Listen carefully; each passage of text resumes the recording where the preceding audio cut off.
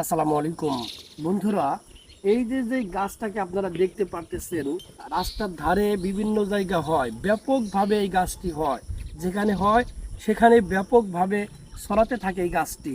এই গাছটির যে কি গুণাগুণ রয়েছে যদি আপনারা জানতেন, তাহলে আজকে থেকে এই গাছটিকে খুঁজতে থাকতেন।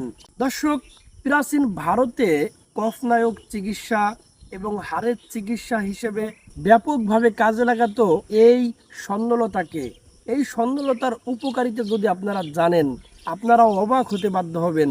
আল্লাহ সুবহানাহু ওয়া তাআলা এই স্বর্ণলতার মধ্যে এত এত গুণাগুণ দিয়ে দিয়েছে।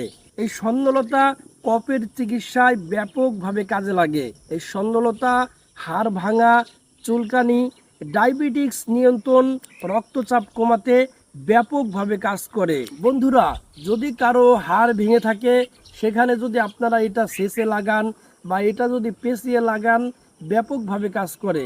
এছাড়া আরও যদি কারো ডায়াবেটিক্স হয়, শ্বাসকষ্ট হয়, খাইজানি হয়, চুলকানি হয়, পেটের সমস্যা হয়, তাহলে এটা সেচে রস করে যদি আপনারা খান, ব্যাপকভাবে আপনারা উপকার পাবেন ইনশাল্লাহ। তাই এই গাছকে কেউ অবহেলা করবেন না, এই গাছকে যত্ন করুন, এই গাছের গুণাগুণগুলো আপনারা নেন। বর্তমানে এই আধুনিক যুগে দেখা যায় যে আমাদের সামান্য কিছু হলেই আমরা ডাক্তারের কাছে যাই, আর ডাক্তার আমাদেরকে অ্যান্টিবায়োটিক দিয়ে দেয়।